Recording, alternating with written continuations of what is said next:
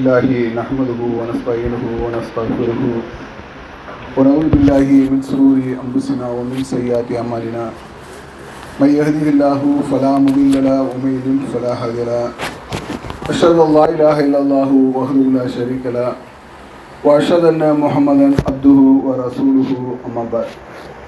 கண்ணியமும் பெரும் கருணையும் நிறைந்த எல்லாம் வல்ல அல்லாஹ்வின் நல்லடியார்களே, உங்கள் அனைவர் மீதும் அல்லாஹ்வின் சாந்தியும் சமாதானமும் என்றென்றும் நிலவட்டுமாக என்று பிரார்த்தனை செய்தவனாக இந்த உரையை ஆரம்பம் செய்கிறேன். அன்பார்ந்த சகோதர சகோதரிகளே, கடந்த ஒரு மாதமாக அல்லாஹ்வுக்காக நோன்பு நோட்டவர்களாக அவன் நமக்கு வழங்கிய அருளாக இருக்கக்கூடிய இந்த பெருநாளை நாம் கொண்டாடியவர்களாக அல்லாஹ்வுக்காக முதல்ல தொழுதுவிட்டு உரை கேட்பதற்காக நாம் அமர்ந்திருக்கிறோம். இந்த நேரத்தில் நமக்கு ஒரு செய்தியை உங்களுக்கு முன்வைக்கிறோம். அதை சிந்தனைக்காக எடுத்துக்கொண்டு அதில் உள்ள நல்லதை பின்பற்றுவதற்கு நாம் கடமைப்பட்டிருக்கிறோம். அல்லாஹ்விடம் ஒரு மனிதனிடம் மிகவும் உயர்ந்தது அவனுடைய இறையச்சம். இறையச்சம்தான் அல்லாஹ்விடம் ஒரு மனிதன் அதிகம் எதிர்பார்க்கக்கூடிய ஒரு விஷயம்.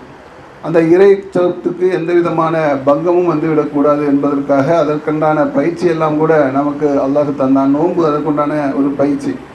அந்த பயிற்சியை அழகான முறையில் நிறைவேற்றியவர்களாக அல்லாஹ் நமக்கு கடமையாக ஆக்கியிருக்கக்கூடிய பல விஷயங்களை நாம் பின்பற்றக்கூடியவர்களாக நாம் இருக்கிறோம். இதெல்லாம் நமக்கு இறையச்சத்துடைய ஒரு வெளிப்பாடு. அல்லாஹ்வுக்காக நாம் தர்மம் செய்கிறோம். அல்லாஹ் நமக்கு வலியுறுத்தக்கூடிய, அல்லாஹ்வின் தூதர் காட்டி தந்தக்கூடிய அனைத்து விஷயங்களிலும் நாம் இயன்ற காரியங்களை செய்யக்கூடியவர்களாக இருக்கிறோம். இதெல்லாம் ஒரு இறையச்சத்துடைய வெளிப்பாடாக ஒரு முயற்சியாக இருக்கிறது. நிச்சயமாக இந்த முயற்சி என்பது அல்லாஹ்விடம் மேலோங்கிய ஒரு நிலையில் நமக்கு நன்மை தரக்கூடிய ஒரு நிலையை அல்லாஹ் ஏற்படுத்துவான். அதே நேரத்தில் அல்லாஹ் ரப்பல் ஆலமீன் இன்றொன்றையும் மூமின் மீது ஒரு கடமையாகவே ஆக்கி வைத்திருக்கிறான். அது என்னன்னு சொன்னால், அவனுக்கு உண்டான இறையச்சத்தோடு சேர்ந்து அவன் வல்லமை பெற்றவனாக இருக்க வேண்டும் என்பதை பல்வேறு சந்தர்ப்பங்களில் நமக்கு சொல்லப்பட்ட ஒரு செய்தியாக இருக்கிறது. ஒரு மனிதன் இறையச்சத்தோடு வல்லவனாகவும் சிந்திக்கின்ற ஆற்றல் உடையவனாகவும் சமுதாயத்தை பற்றி கவலைப்படக்கூடியவனாகவும் சமுதாயத்துக்கு தேவையான விஷயத்தை பற்றி சிந்திக்கக்கூடிய ஒரு வல்லமை பெற்றவனாகவும் இருந்தான் என்று சொன்னால், அதன் மூலமாக இந்த உலகத்துக்கு அவன் மூலமாக ஏராளமான நன்மை ஏற்படுகிறது. மறுமையில் சிறந்த ஒரு நன்மையை அவன் பெறக்கூடியவனாக இருப்பான். இஸ்லாம் என்று சொன்னாலே அது பிறர் நலம் நாடுவது தான். அடுத்தவர்களுடைய நலம் நாடுவது என்பது ரொம்ப முக்கியம். அடுத்தவர்களுடைய நலம் நாடுவது என்று சொன்னால் அதற்கு அடிப்படையாக இருக்கக்கூடிய ஒரு நிலை என்னன்னு சொன்னால் வல்லமை, சிந்திக்கின்ற ஆற்றல், அடுத்தவர்களை பற்றிய அந்த கவலைப்படுவது, சமுதாயத்தை பற்றிய அக்கறை கொள்வது, அடுத்தவர்களுக்கு உதவ வேண்டும் என்கின்ற மனதை வளர்த்து கொள்வது, இதெல்லாம் ரொம்ப முக்கியமான ஒரு விஷயம். இஸ்லாம் நமக்கு இதை வலியுறுத்தக்கூடிய ஒரு நிலையை நீங்கள் திருமறை குர்ஆனிலிருந்தே பார்க்கலாம். அல்லாஹ் ரப்பல் ஆலமீன் திருமறை குர்ஆனில் சொல்லி காட்டுகிறான், நல்லதை நோக்கி அழைத்து, மக்களை நல்லதை நோக்கி அழைத்து நன்மையை ஏவி தீமையை தடுக்கும் ஒரு கூட்டம் உங்களில் இருக்க வேண்டும், அது வெற்றியிட்ட ஒரு கூட்டம், அவர்கள் தான் வெற்றியாளர்கள் என்று சொல்லி அந்த வெற்றியாளர்களுடைய பண்பை சொல்லும்போது அவர்கள் நல்லதுக்கு அழைப்பார்கள், நன்மையை ஏவுவார்கள், தீமையை தடுப்பார்கள்.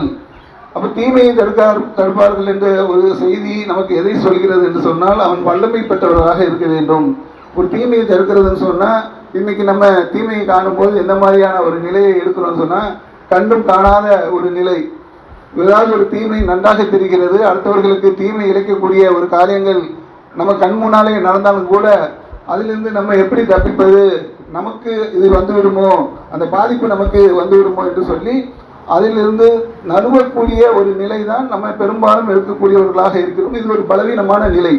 பலமான நிலை என்னன்னு சொன்னால், அந்த தீமையை தடுக்கக்கூடிய ஒரு வல்லமையும் ஆற்றலும் நமக்கு இருந்ததுன்னு சொன்னால் அது வெற்றி பெற்ற ஒரு கூட்டத்துடைய ஒரு அடையாளமாக அல்லாஹ் ரப்பல் ஆலமீன் திருமறை குர்ஆனில் சொல்லி காட்டுகிறான். தீமையை வெறும் பார்வையால் மட்டும் பார்க்காமல் அதை தடுக்கும் ஆற்றலை நாம் வளர்த்து கொண்டோம் என்று சொன்னால் அது சிறந்த ஒரு நிலையாக நமக்கு இருக்கும். அல்லாஹ்வின் தூதர் ஸல்லல்லாஹு அலைஹி வஸல்லம் அவங்க சொன்னாங்க, உங்களில் யாராவது ஒரு தீமையை கண்டால் அதை கையால் தடுங்கள், இல்லை என்று சொன்னால் வாயால் தடுங்கள், இல்லை என்று சொன்னால் வெறுத்து ஒழுக்குங்கள். வெறுத்து ஒழுக்குங்கள் என்பது பலவீனமான ஒரு நிலை.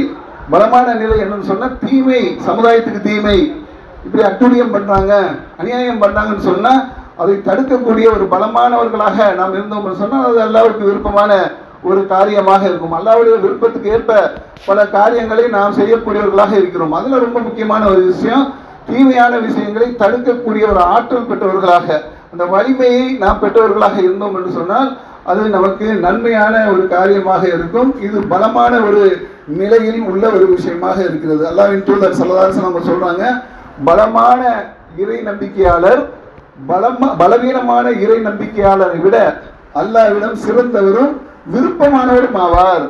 பலமான இறை நம்பிக்கையாளர் தான் அல்லாஹ்வுக்கு விருப்பமானவராக இருக்கிறார் என்ற ஒரு செய்தியை அல்லாஹ்வின் தூதர் நமக்கு சொல்லி காட்டுகிறார்கள். அப்ப நமது இறை நம்பிக்கை எப்படி இருக்க வேண்டும் என்று சொன்னால், எல்லா நிலையிலையும் பலமான ஒரு நிலையை அடையக்கூடியதாக இருக்க வேண்டும். பலவீனமான ஒரு நிலையை நாம் மேற்கொண்டோம் என்று சொன்னால், நம்ம அளவில் அது நல்லவனாக இருந்தாலும் சரி, அது சமுதாயத்துக்கு பயன்படாது. மறுமையில் நமக்கு உண்டான அந்த அந்தஸ்து கிடைக்கும். ஆனால் சமுதாயத்துக்கு பயன்படக்கூடிய ஒரு நன்மையை நாம் செய்தோம் என்று சொன்னால் அது உயர்ந்த ஒரு தரத்தில் வந்த ஒரு அமைந்த ஒரு நன்மையாக இருக்கும். அதற்குண்டான எல்லா விதமான நன்மையையும் நாம் மறுமையில் அடைந்து கொள்வோம் என்பதை கவனத்தில் கொள்ள வேண்டும். இந்த உலகத்துக்கும் ஒரு வல்லமை பொருந்தியவனால் தான் நன்மை ஏற்படும். ஒரு சாதாரண ஆளு இருக்கிறாரு, அவரை விட இந்த சமுதாயத்தை பற்றி சிந்திக்கக்கூடிய ஆட்களால் உலகத்தில் பல நன்மைகள் ஏற்படும். பாலஸ்தீனம் என்கிறது ஒரு சாதாரண ஒரு நன்மை நாடக்கூடிய மக்கள், அழகான மக்கள். அவர்களுடைய நன்மையை அவர்கள் நல்ல விதமாக அடைந்து கொண்டு வாழ்ந்து கொண்டிருந்தார்கள். தனது சகோதரர்களுக்கு உதவி செய்ய வேண்டும் என்ற ஒரு அடிப்படையில் தங்களுடைய நாட்டை ரொம்ப ஒரு கவனம் இல்லாமல் அல்லது திறமை இல்லாமல் அல்லது சிந்திக்காமல் அல்லது வல்லமை இல்லாமல் அவங்களுக்கு விட்டு கொடுத்த காரணத்தினால் இன்னைக்கு பெரிய ஒரு துன்பத்தை அடையக்கூடிய ஒரு நிலைமையை நம்ம பார்த்துட்டு இருக்கோமா இல்லையா? இன்னைக்கு இஸ்லாமிய நாடுகளில் மிகப்பெரிய ஒரு துன்பம் நடக்குதுன்னு சொன்னா இந்த புரிதல் இல்லாததான், வல்லமை இல்லாத ஒரு சிந்தனை இல்லாத, சமுதாயத்துக்கு எது நன்மை என்கின்ற ஒரு சிந்தனை இல்லாமல் நடந்து நல்லவர்களான்னு கேட்டால் நல்லவர்கள் தான். ஆனால் ஒரு ஆட்சி அதிகாரத்தில் இருப்பவர்கள் எதையெல்லாம் கவனிக்க வேண்டுமோ அதையெல்லாம் கவனிக்காத ஒரு நிலையில ஒரு மிகப்பெரிய ஒரு துன்பத்துக்கு இன்னைக்கு நம்ம இஸ்லாமிய நாடுகள் ஆளாகக்கூடிய ஒரு நிலைமையை பார்க்கலாம். அப்போ வல்லமை என்பது இஸ்லாமியர்களுக்கு ஒரு கடுமையான ஒரு விஷயம்.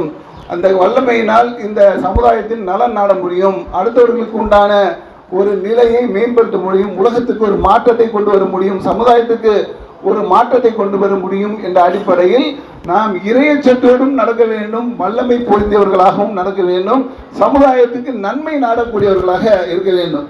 இதற்கு ஏராளமான உதாரணங்கள் இருந்தாலும் ஒரு சில விஷயங்களை உங்க சிந்தனைக்கு தருவதற்கு கடமைப்பட்டிருக்கும். உஹது போர், இஸ்லாமிய வரலாற்றில் உஹது போர் நடக்கிறது. இந்த உஹது போர்ல அல்லாஹ்வின் தூதர் திட்டமிட்டு ஏராளமான விஷயங்களை செய்தார்கள். அதில் முக்கியமான ஒரு விஷயம் என்னன்னு சொன்னா, ஒரு மலை மேல ஒரு 50 பேரை நிப்பாட்டி, நாங்கள் இறந்து போனாலும் எங்கள் உடல்களை கடுகு கொட்டி தின்றாலும் நீங்கள் அந்த மேலிருந்து இறங்கக்கூடாது, அங்கிருந்து தான் போர் புரியணும் அப்படின்னு சொல்லி ஒரு 50 பேரை வியூகம் அமைத்து மேலே நிப்பாட்டினாங்க. அந்த போருடைய போக்கு கொஞ்சம் வெற்றி மாதிரி வந்த உடனே அந்த முஸ்லிம்கள் நல்லவர்கள் தான், எல்லாம் நல்லவர்கள் தான், ஆனாலும் அந்த வெற்றியை அனுபவிக்க வேண்டும் என்பதற்காக கனிமத்து பொருளுக்கு ஆசைப்பட்டவர்களாக இறங்கி வந்தார்கள். போருடைய போக்கு திசை மாறுகிறது.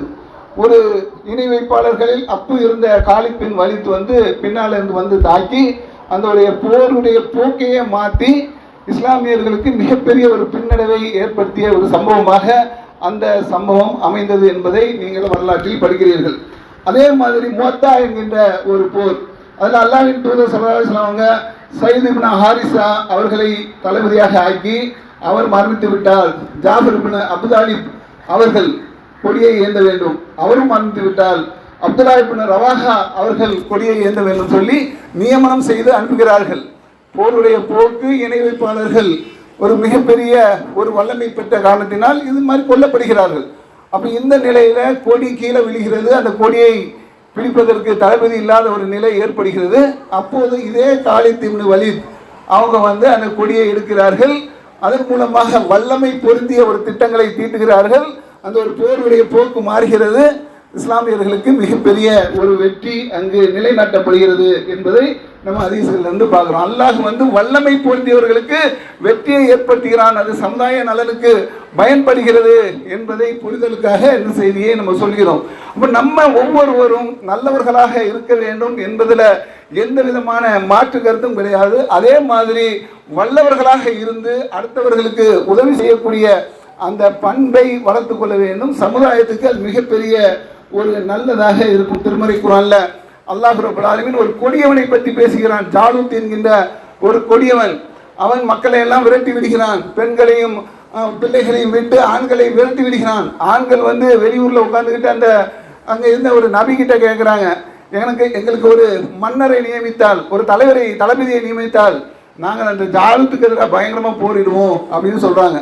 அப்போ அந்த நபி கேட்குறாரு, நான் உங்களுக்கு தளபதியை நியமித்தால் நீங்கள் பின்வாங்காமல் இருப்பீங்களான்னு சொல்லி கேட்குறாரு. நாங்கள் பின்வாங்க மாட்டோம், எங்கள் பொம்பளை பிள்ளைகள்லாம் அங்கே கிடக்குது, எங்கள் மனைவி மக்கள்லாம் அங்கே கிடக்குறாங்க, நாங்கள் எப்படி பின்வாங்குவோன்னு சொல்லி கேட்குறாங்க. அல்லாவிடம் இருந்து உத்தரவு வருகிறது, தாலூத் என்கின்றவரை தளபதியாக அல்லாஹ் ஆக்கிவிட்டான். அப்போ தாலூத்தை தளபதியாக ஆக்கணும்னா கொஞ்சம் பேக்கடிக்கிறாங்க. ஏன் பேக்கடிக்கிறாங்க? அவர் கொஞ்சம் வசதியில் கம்மியானவர் என்ற அடிப்படையில், கொஞ்சம் பின்தங்கிய சமுதாயத்தில் உள்ளவர், கொஞ்சம் வசதி வாய்ப்பு இல்லாதவருங்கிற அடிப்படையில் பேக் வாங்குறாங்க. இவர் எங்களுக்கு ஒரு சிறந்தவராக நாங்கள் பார்க்கவில்லையே அப்படிங்கிற மாதிரிலாம் கேட்குறாங்க. அப்போ அந்த நபி சொல்கிறாரு, அல்லாஹ் அவருக்கு வலிமை, உடல் வலிமையை கொடுத்துருக்கிறான், ஞானத்தை கொடுத்துருக்கிறான், சிந்திக்க ஆற்றலை கொடுத்துருக்கிறான். அப்போ உடல் வலிமையும் சிந்திக்கின்ற ஆற்றலும் ஒருத்தருக்கு இருந்துச்சுன்னு சொன்னால் அவரை அல்லாஹ் தேர்ந்தெடுக்கிறான், சிறப்பிக்கிறான் என்பதை நம்ம பார்க்க முடியுதா இல்லையா? ஒரு படை தளபதியாக நியமிக்கிறாங்க. அந்த படை தளபதியில் அதை விட அதிகமாக யோசித்தவங்க தாவூத் என்கின்ற ஒரு சிப்பாயாக இருந்தவர்கள். அவர்கள் அந்த கொடிய ஜாலூத்தை கொண்டு அவர்கள் ஒரு மிகப்பெரிய ஒரு அந்தஸ்தை பெறுகிறார்கள். அல்லாஹ் அவரை தேர்ந்தெடுக்கிறான், நபியாக ஆக்குகிறான், ஒரு சிறந்த ஒரு நிர்வாக முறையை அந்த மக்களுக்கு ஏற்படுத்துகிறான். அப்போ இதில் என்ன நம்ம பார்க்குறோம்னு சொன்னால், வல்லமை பொருந்தியவர்களால் ஒரு மாற்றத்தை தர முடிகிறது. அல்லாஹ்வுக்கு விருப்பமானதாக அது இருக்கிறது, இறையச்சம் நமக்கு இருக்கிறது. அதோடு சேர்ந்து பொது நலனும் பிறருக்கு பலம் தரக்கூடிய ஒரு அம்சமும் சிந்தனையும் நமக்கு இருந்தது என்று சொன்னால் அது மிக சிறந்த ஒரு நன்மையாக மாறும், இறைவனுக்கு விருப்பமான ஒரு காரியமாக மாறும் என்பதை நாம் கவனத்தில் கொள்ள வேண்டும். இன்னைக்கு சமுதாயத்துக்கு இது ரொம்ப தேவையாக இருக்கிறது.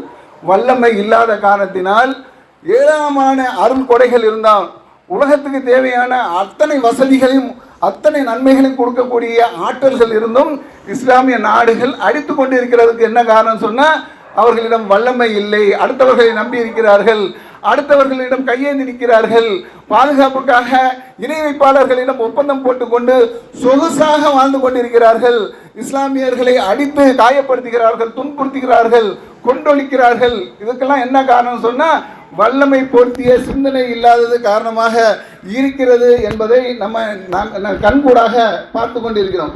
அப்போ இதெல்லாம் மாறக்கூடிய ஒரு நிலை நமக்கு ஏற்பட வேண்டும். நாம் தொழில்நுட்பத்தால், அறிவால், கல்வியால் இந்த சமூகத்துக்கு ஏராளமான நன்மையை தர முடியும். அத்தனை நன்மையும் தரக்கூடிய ஆற்றலையும் அறிவையும் அல்லாஹ் ரப்புல் ஆலமீன், அல்லாஹ்வின் தூதர் ஸல்லல்லாஹு அலைஹி வஸல்லம் அவங்க மூலமாக இந்த சமுதாயத்துக்கு வழங்கி இருக்கிறான். அதை சிந்தித்து அதன்படி அதனுடைய நன்மையை அடைந்து கொள்ளக்கூடிய அந்த வழிமுறைகளை நாம் கவனத்தில் கொள்ள வேண்டும். தனிப்பட்ட முறையில் நாம் நல்லவனாக இருக்கிறதுக்கு ஆசைப்படுகிறோம், ஒவ்வொருவரும் அதற்குத்தான் ஆசைப்படுகிறார்கள். அந்த சமூக சூழல், அவர்களுடைய நிலை என்பது தவறிலும் அவர்களை செல்ல வைக்கிறது. அதுக்குண்டான தௌபாவை தனிப்பட்ட முறையில் தேடிக்கொண்டாலும் வல்லமை என்பது பிறருக்கு உதவ வேண்டும், நம்மை கொண்டு நாடு, பிறர் அட்லீஸ்ட் நம்மளை சுற்றி இருக்கிறவங்களாவது உதவ வேண்டும், அவர்கள் நம்மை கொண்டு பலன் அளிக்க வேண்டும், பலன் பெற வேண்டும். இஸ்லாமியனாக நான் இருக்கிறேன், பிறர் நலம் நாடக்கூடியவனாக இருக்கிறேன், சமுதாய நலம் நாடக்கூடியவராக இருக்கிறேன், பிற மக்களுக்கு அன்பை போதிக்கிறேன், பிற மக்களிலிருந்து ஏராளமான கல்வி அறிவை போதிக்கிறேன், எல்லாமே எங்கள் இறைவனிடம் நன்மையாக மாறுகிறது. இந்த உலகத்திலே நாங்கள் செய்யக்கூடிய இந்த நன்மையான விஷயம் நிச்சயமாக மறுமையில் எங்களுக்கு மிக சிறந்த ஒரு இருப்பிடத்தை தரும் என்ற அந்த நம்பிக்கையோடு நாம் இந்த பொது நலத்தோடு வல்லமையை பற்றி சிந்திப்பவர்களாக இருந்தோம் என்று சொன்னால் சமுதாயத்துக்கு ஏராளமான நன்மையான காரியங்கள் நடக்கும். இதை புரிந்து கொண்டு, இந்த செய்தியில் உள்ள சிந்தனையை புரிந்து கொண்டு நாம் நம்மோடி மட்டும் இல்லாமல் பிறருக்கு நன்மை நாடக்கூடியவர்களாக சமுதாயத்துக்கு நன்மை நாடக்கூடியவர்களாக நாம் ஒவ்வொருவரும் மாறினோம் என்று சொன்னால் அந்த ஒவ்வொரு மாற்றமும் பெரிய அளவில் பிரதிபலிக்கக்கூடியதாக மாறி இந்த சமுதாயத்துக்கு ஏராளமான நன்மை கிடைக்கும். அந்த சிந்தனையை பெறக்கூடிய அறிவை அல்லாஹ் உங்களுக்கும் எனக்கும் தர வேண்டும் என்ற ஒரு சிந்தனையை முன்வைத்தவனாக இந்த உரையை நிறைவு செய்கிறேன்.